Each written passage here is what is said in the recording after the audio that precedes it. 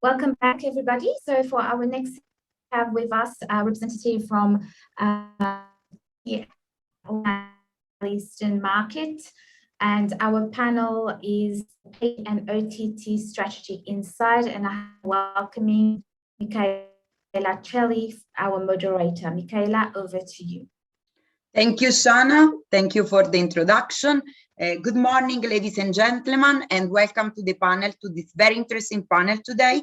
I'm pleased to introduce you the list of speakers. Lauren Di Pietro, CDN Product Manager at Orange. Zara Zayat, Senior Vice President, OTT Digital and Telco Partnership at OSN. RK Laxmar, Senior Vice President Marketing at Eros Now. And Tarek Abu Logut, founder and CEO of Istikana. We are discussing about OTT and how the media landscape is evolving in the region. So I would like to start asking Zaha, based on your expertise and your role at OSN, which is a regional player in the both pay TV and OTT arena, what's your view of the state of the OTT sector in MENA? Taking into account also the different countries that you guys operate, the different countries that shape the MENA region, and also user preferences and what you see as current trends in the market. Sure. Thank you, Michaela, for having us today first. From our view as OSN operating both businesses, the pay TV traditional business and the streaming OTT business, I think COVID has been a very positive news for us throughout the past period. And this has fueled our monetization strategies and our OTT numbers throughout the last 2 years. Now, this also meant that for people to come on board, they've become more sophisticated. They learned how to pull out their credit cards from their drawers and explore more e-commerce and more OTTs and streaming services. So they've become more demanding, more particular in the kind of service and offer that they're looking for. And they learned how to stack services, multiple OTTs, and they started flipping from one OTT service to another. And this kind of stacking of services is a behavior that we did not see before in the MENA market, but now it's going into a rise, specifically in the last year, where we've seen that on average, at least, and a subscriber is having at least 2 to 2.8 OTT services in one household. And that's across different regions, UAE being the highest in stacking services, and then other countries come afterwards. What we've also seen that for a subscriber to come on board and pay for the service, let go of his pirated subscription as well, it really has to be premium service. So we really need to offer him top-notch kind of content. So the content has to be really premium. And we've seen that international big Hollywood studios have released productions that have found their ways directly on the SVOD services. So a lot of that content have skipped the theatrical release and was premiering on the OTT platforms. So this also has led to a more sophisticated, more demanding customer asking for content, for experience, for ease of use, for ease of journey, etc. So what we've seen now is that to acquire a customer and keep him on the platform, you really need to have multiple aspects working together so that the customer stays with you. Yeah, this is brilliant. I think, you know, like as you mentioned, subscribers are getting multiple service offer, and sometimes they switch. They look what's new, what's hot in the market. And I want to ask RK, how do you see the OTT proposition complementing the TV offering, or, you know, as a substitute? So based on your experience also coming from, you know, the MENA region, you know, like, how do you see this relationship between traditional TV and the OTT? Hi, Michelle. Thank you for having me here. We are one of the oldest OTT platforms in the country. We launched more than almost 10 years ago, and what we've seen is that there's been a tremendous growth, especially in the last 1 year. Like what Zara also mentioned, that we've seen a lot of cord cutting which is happening. And so Eros now is a platform that has more than 12,000 plus movies and originals across 16 plus languages. So we've seen that people are really now not just go for the run of the mill television content. See, what happens in television is that you see what the TV company wants you to see. But over here with OTT, now you have a choice. You have a choice of a huge bank of movies and content and originals. We've also over the last 1 year launched quite a few originals and movies. For example, in the first 6 months itself, we launched some 25 plus movies and originals, which we are seeing the consumption is really growing up. To give you an example, we are also a movie company that makes movies. We released a movie on just a few weeks ago. We released a movie called Hathi Mere Saathi on satellite and OTT. Okay, both Yeah, platforms. satellite and OTT, satellite in India and OTT globally. We've seen a good uptake in consumption and rave reviews for the content.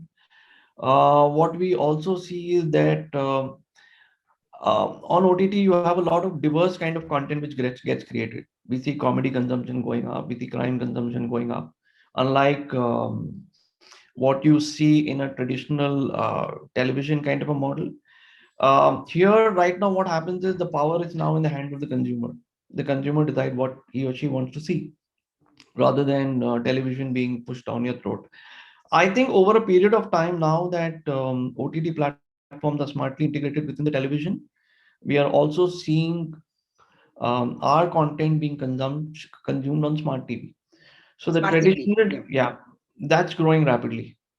So the traditional TV, as we know what is, will, in my view, will definitely change over a period of time. Yeah, coming from Europe, usually they say that TV is more for news and you know, like these shows, you know, that the entertainment shows, you know, this type of reality. So TV still stick to the audience for the news and the reality, while reality are not really coming into the OTT yet. So let's see, you know, we are still having viewers on both platforms, but definitely, as you guys mentioned, the viewing time will increase rapidly in the OTT compared to the TV. This, you know, how we see the market. I would sorry, please. I would comment here actually on the TV viewership. From what we see in terms of user behavior, our OSN streaming and OTT customers who watch on TV has more than double the average lifetime of a consumer who consumes on mobile. Stickiness is better, engagement is better. And the opportunity for you to definitely explore and collect more data from the customer to upsell him later and you know, get more revenues from him is better. ARPU is better as well. So TV, smart TV continues to be a very important component for those who watch movies and series on OTT. Yeah, the smart TV. Tarek, coming from, you know, from your expertise, you know, in the MENA region, how do you see the people, you know, like usually the MENA region is dominated by the FTA, so like free-to-air channels. How are the consumer, the viewer, moving into a paid services? How they're willing to pay for content? What is your experience on that? Having in mind also, as Zah mentioned before, you know, the huge challenge by the piracy in the region. So, and the fact that, you know, like premium content should be perceived as valued by the customer. So what's your view on that? Right. Thanks for having me.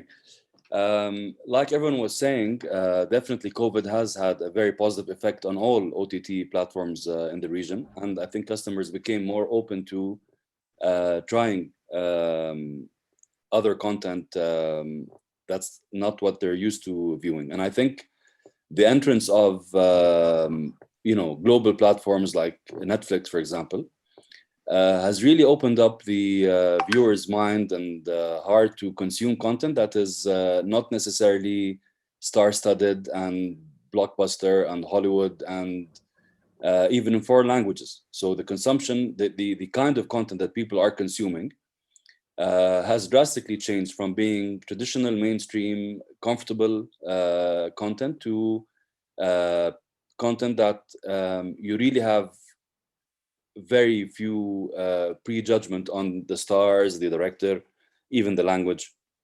So they become more adventurous in testing alternative content. So for a platform like Istikana, we're a little bit different than other platforms that were a very niche platform. And the kind of content we traditionally have dealt with is content that has never been on television in the first place. And our struggle before was to get enough eyeballs to try this content. And I think that we managed over the past year or two, I wouldn't say to mainstream this content, but the demand for the alternative, the different, the non-traditional content we're used to consuming on regular television, it gave it a second life all of a sudden. And I think moving forward, there, like you said, there's almost a differentiation between television viewing and OTT viewing. On television, your expectations are less engaged consumption, more background, less consuming. Whereas on OTT, you actually demand and focus on and choose what is it you want to watch. Yeah, that's great. Yeah, I think you know, this you made a very valid point. Moving to the next point, I would like to ask Laura. Yeah, maybe just Michael, I wanted to react actually to sure, please. Yeah, to share your experience as well. Sorry, Laura, please. So very, very happy to be with you today. Yeah, just regarding monetization of the content from the point of view of a telco operator. So of course, OTT is, let's say, it's a way of increasing the value of broadband customers, for instance. So it's been very important for our affiliates in the MENA region to try and improve the content package that they offer to their broadband customers. So for instance, we have examples in Jordan, where there is a very fruitful partnership with OSN and Orange. So for us, it's a way of, because we offer OTT billing, it's a way of making monetization maybe smoother for the customer. They can be billed on their broadband bill from Orange, and they don't have to replicate maybe multiple billings. Maybe sometimes it's something that makes the buying process easier for everyone, and both players will win from that. So for us, it's been very important in improving this kind of embedded OTT offers into our broadband market. Yeah, Lauren. Yes. Thank you, Lauren. Yes, I was just referring to you to get the point of view, you know, of Orange also as operator with the operation within the MENA region. So since you represent, let's say, also not only the technology provider for the content delivery network, but also the tech operator point of view, how do you see the partnership between the OTT players and, for example, the tech operator? How do you see? I believe those are fundamentals, as you mentioned, for the direct carrier billing or for bundling the service. So what is your view on, based on Orange perspective, what is your view on partnership, what is going on and what should be done better, you know, based on your experience? And so definitely it's, as I said, it's a huge market boost for us to be able to integrate and to make the buying process smoother through OTT billing. So what we have to do best now is to make the experience smooth for everyone, so as the content provider as well as the end customer. So I guess there's a bit of a technological integration through APIs to be able to make the subscriptions completely transparent for the customer. This has been a very important focus for us in Jordan, for instance, as I just said. We also have seen a huge uptake on international OTT services like TikTok, for instance. So for us, there is a bandwidth issue to manage as an operator, because COVID has, as everyone said, we've seen a huge uptake on all OTT services, including the biggest ones. And so we have had to manage the relationship with them also on the bandwidth point of view, which, as Orange, you know, we operate a lot of international network and CDN, so we are able to keep providing the smooth quality of service through those technologies as well. So yeah, that's what I would say about that. You know, like commenting on this, Tarek, I know you guys also established partnership for direct carrier billing. So what's your view on this partnership with the telco operators or with others player in the industry?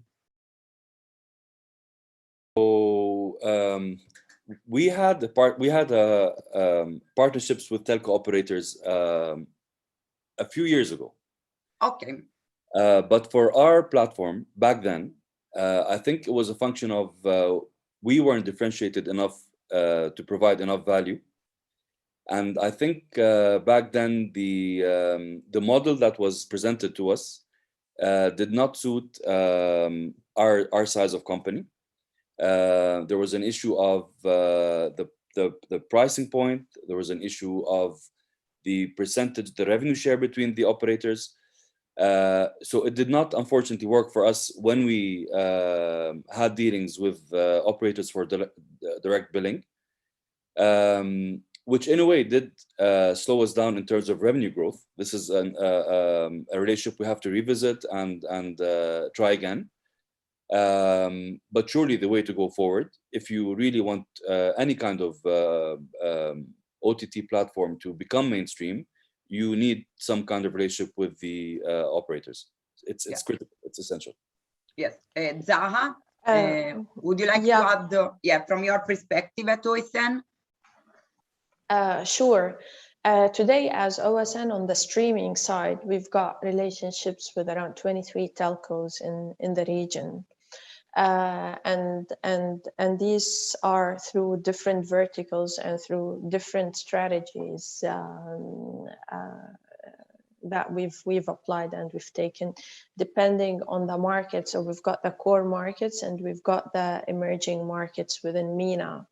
And when you look into the emerging markets within MENA, and here I'm talking about the North Africas and the Levant, credit card penetration is an issue, and the quality of credit cards that are available is slightly challenged there. And this is where we've seen value partnering with the telcos there through their direct carrier billing channel. However, as we go into the core MENA market and the Gulf, despite that credit card penetration is challenged sometimes, there is also a problem in the willingness to pay by the customers. Not only that, but also the quality of cards available. Now, after COVID, we've seen a lot of education and a lot of openness towards utilizing credit cards. So this made us question whether it is good enough for us to go through a telco on a direct carrier billing channel where the telco charges us 20 to 30% rev share, or through strengthening our credit card acquisition strategy and get a good, strong customer on board where the credit card collection fees range between 2 to 3%. Taking into consideration as well that when a customer comes through a DCB channel, he is more likely to watch the streaming service on mobile, i.e. he is more likely to churn faster versus a credit card customer who is showing a willingness to pay and who is coming on board and watching the content, consuming the content on the smart TV and on the big screen, and hence has the probability to stay longer with you. So when we calculate the average lifetime value of a customer on mobile and on DCB versus credit card, we saw that credit card is healthier. However, it's more expensive to acquire a customer on credit card compared to telcos. The other monetization strategy that we've had with the major telcos is the bundling propositions. Today, with the launch of 5G and the appetite of telcos to maintain their high ARPU, because overall, I'm sure here our colleague Laurent would comment on that. I think the overall telco business model in charging high ARPUs and high tickets for voice packages on postpaid and prepaid mobile is being challenged, is under pressure now. And the ability of the telco to maintain that high ARPU is under pressure.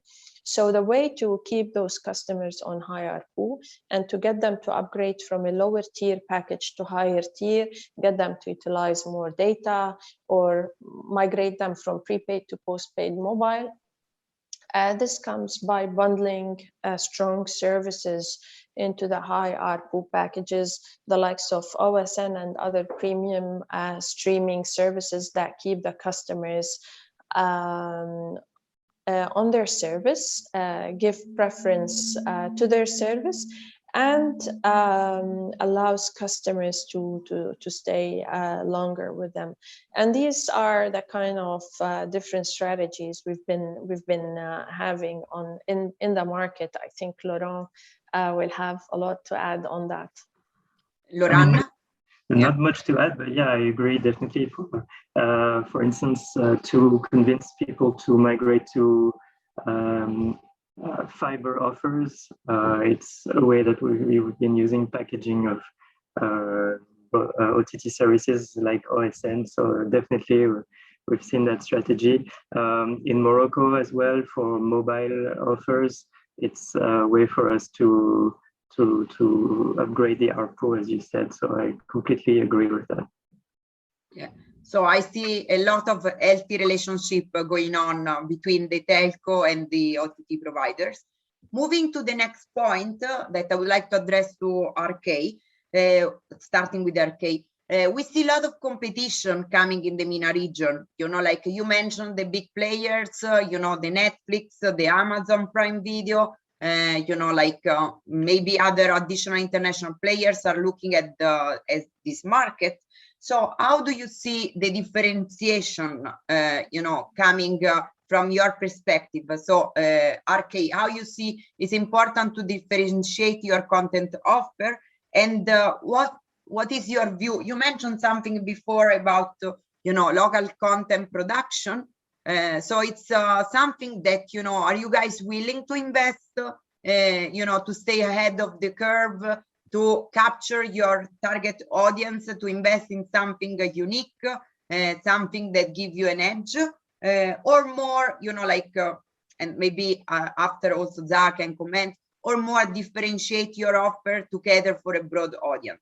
So I would like to start with RK based on his experience, you know, coming from the Bollywood movies, from, you know, catering for, you know, the Indian customer base, but not only, because as I mentioned, there are a lot of languages available, and it seems that the customer are really, you know, trying to experience something new, something different. You know, these days, Squid Game coming from Korea is making the headlines, and nobody thought about watching a Korea series maybe a couple of years back. No? So, RK, I would like to get your view on that and then share with the other panelists. So our content is very specific to Indian languages. As you're aware, India is a very large market with multiple languages. We have 20 plus national languages anyway. What we do is earlier in the year we had already announced that we are creating 47. We are launching 47 plus shows, originals and movies over a period of 1 year, which is on track. So we are heavily investing in content. So there is also a significantly large population of South Asians in the MENA region, which is a huge target audience for us, for whom this content is really relevant. So adding new content is obviously one of the biggest strategies that we have. But apart from this, we also invest in technology. So we've got a very close relationship with Google Cloud. So what we are doing is we've been working on it for almost a year, where we have introduced dynamic Arabic subtitling. So for a lot of our content, what we've done is technologically, we have created subtitles. So beyond the traditional South Asian audience, we are also looking at audiences from the MENA region who have an appetite for Bollywood content and other Indian language content. So that's how we're looking at broad basing, both through content as well as investing in AI and tech. Yeah. Zaha, you want to, based on your experience, so SN with, definitely offering a mixed type of content. What is your view, on the competition? And, if you guys can disclose, of course, if local production is something in your horizon or something you are about to do, so just to give a flavor to the audience. Yeah, definitely. MENA market is now a very fertile region, and it's very attractive to international players who are planning to come and launch in the region. I think the key here is localization and being able to be closer to people. Localization in the kind of you offer, in the way you offer your content, your journeys, your modes of payment, and etc. The MENA region is very fragmented, and it has been, as has been rightfully said, UAE is a market that is 55% dominated by South Asians. But then if you go further into other countries, the North Africa's Arabic is mainstream, and in Tunisia, Algeria, Morocco, there is the French. And then if you go to Kuwait and Saudi, Arabic is also mainstream. And hence we've got to strike the right balance between really strong, premium, attractive Hollywood content, because Western is what people are willing to pay for, in addition to Arabic, because Arabic is what keeps people on the platform and get them to resonate with the platform as a local player. And hence we are continuously trying to understand the behaviors of our customers by collecting data and offering the right proposition for them. Owning your IP is a must in this region to survive, and hence we continue to invest on original productions. We've done a few original productions last year, and we continue with our plan to strengthen those original productions in the Arabic space. We have a roadmap for that.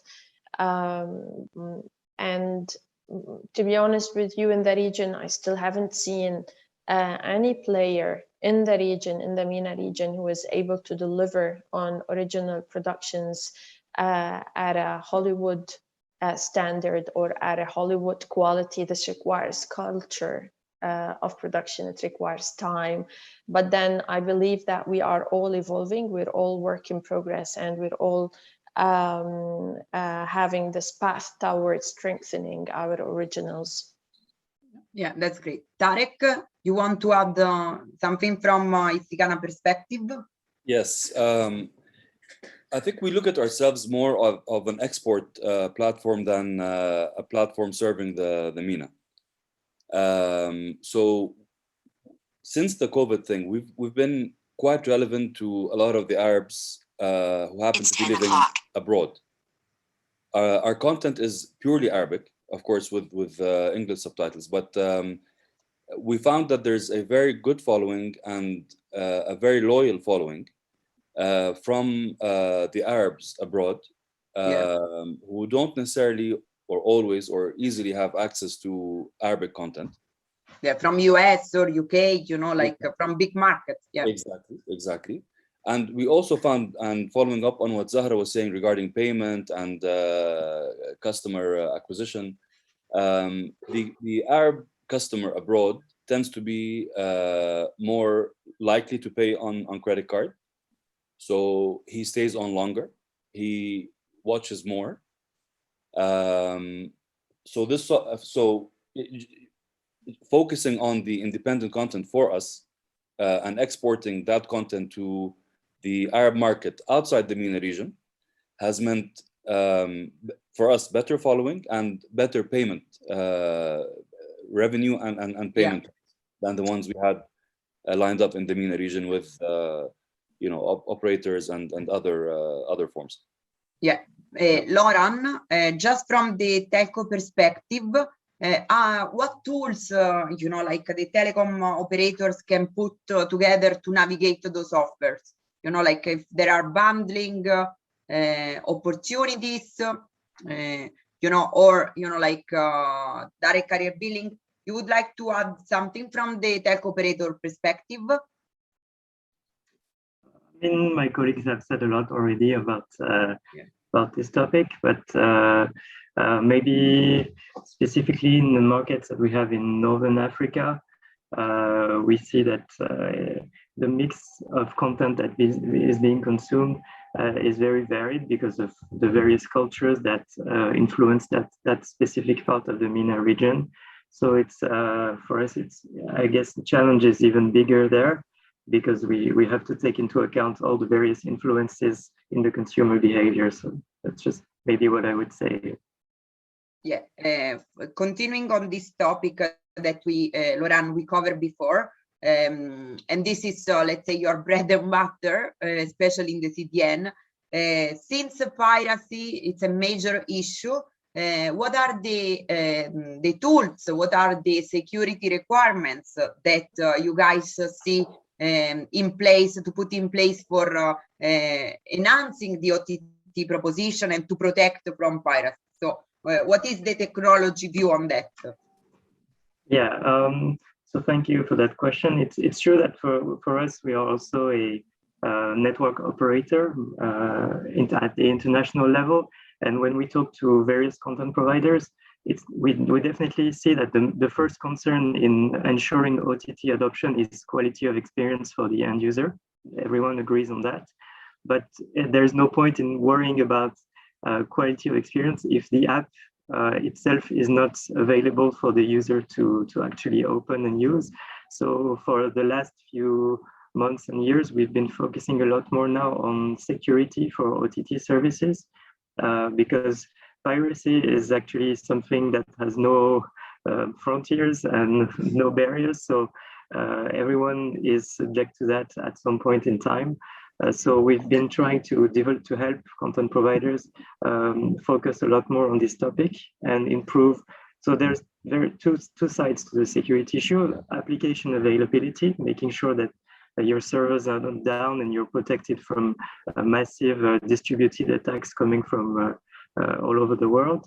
And the second aspect is actually, and I think this is critical for the marketing analysis that content providers can do, in making sure that the user that use your service are actually real users and not bots that would actually make your marketing analysis completely irrelevant by introducing false behavior.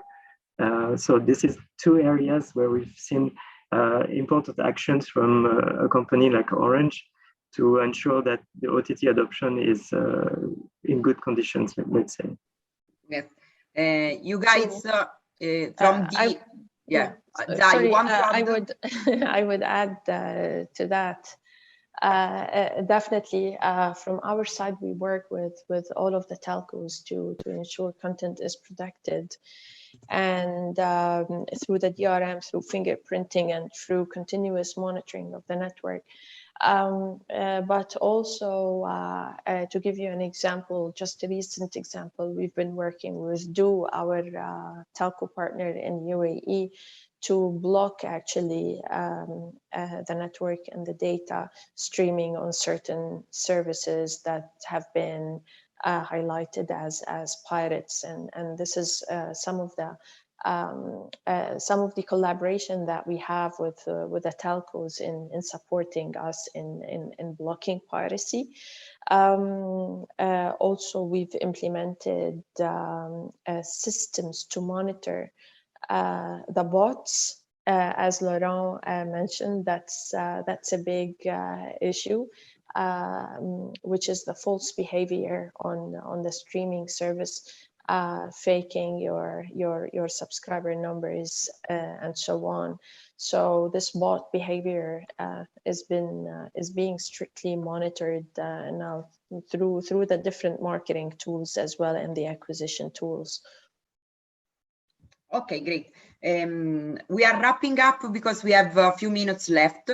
I would like to get from each of you, like some insight of what is the evolution of the market, what is, what's coming next from your perspective, from content, from watch parties, from, virtual reality maybe. So, let's look at the future, or maybe even consolidation of the market, like M&A in this specific arena.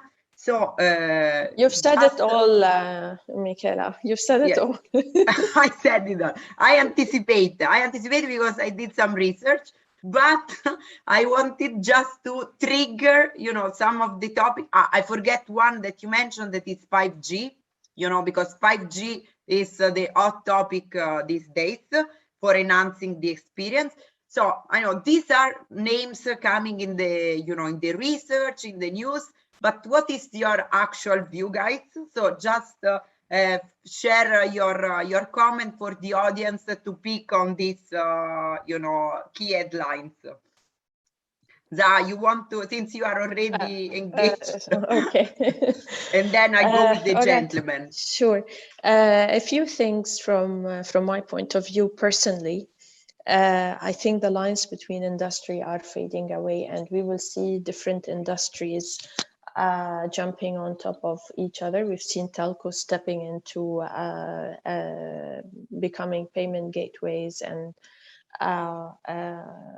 e-commerce. We've seen banks stepping into lifestyle apps and so on. And from our perspective as media, we see ourselves, I think, stepping into the world of e-commerce and fintech. Virtual reality as well becomes an important component of interactive content in the future, from what we see in the data. Utilization of AI to understand consumer behavior and probably better segment and target the ads on the platform is another area that I see evolving quite rapidly and in a different way. Getting customers to buy products online while watching the service without going out of the content experience is something that I think will get evolved very quickly. With international players coming into the market, I think we will see more local platforms joining hands, and I think we will see more of mergers and acquisitions happening in the market between local players and between local and international players in the future. That's in a nutshell from my side. Yeah, Tarek? Between what Michaela said and what Zahra said, I think it covers most of the coming 3 or 4 years. You summed it up very nicely. I would just add something about the content. I do think that content will remain to be the major differentiator between the OTT players. which is a market that will continue to grow very rapidly, I think, and I hope over the coming few years. I suspect there's going to be a lot more local and very specific content, less mainstream, less one-size-fits-all content. And it's interesting to see what's going to happen in the coming few years. Yes, Arcade. It's exciting time. Yeah, thanks, Tarek. Thanks, Mishka. I think, like what Tarek said, everybody's covered all the points. From our perspective, what we see is obviously the focus will be on content. We would see a lot of innovation happening in that space. For example, like what I mentioned to you about, we are actively investing in AI and machine learning into how we could enhance content. We are also looking at AI and ML investment in scripts, story scripts. What kind of stories would work, what would not work. We are actively bringing in a lot of tech in that space. So content is obviously the key. The consumer will come to your platform only for content. And we are looking at every possible innovation in that space to build more stickiness. Yeah, that's great. Loran, what's your view from technology and from the operator perspective on the future? Yeah, from an international network standpoint, I guess I would say that with the uptake of services like 5G, we definitely are facing times where we will need to manage even more bandwidth requirements than we did before. So in my opinion, CDNs will become completely ubiquitous to be able to manage this sheer volume of data for OTT content. And we've seen, obviously, since CDNs will be everywhere, I guess the innovations that will come is ways to integrate CDNs even more smoothly into the TV and streaming services, making sure that the content providers themselves do not even have to worry about plugging into the CDNs anymore, and they can manage their streaming workflow from end to end without really worrying about the technology and the delivery aspect. I guess for us, it's one of the biggest challenge, making that transparent and completely fluid, let's say, yes, fluid to use for the content providers. Yeah, so I see a lot of new opportunities coming up, especially in the tech arena, to enhance also the customer experience. Like you mentioned AI, you mentioned virtual realities, in seamless technology integration. I think there's a lot to look forward. We are just wrapping up because we have a few seconds left. Thank you all for this very interesting conversation, and speak soon. Thank you, guys. Thank you. Thanks. Thanks to the audience.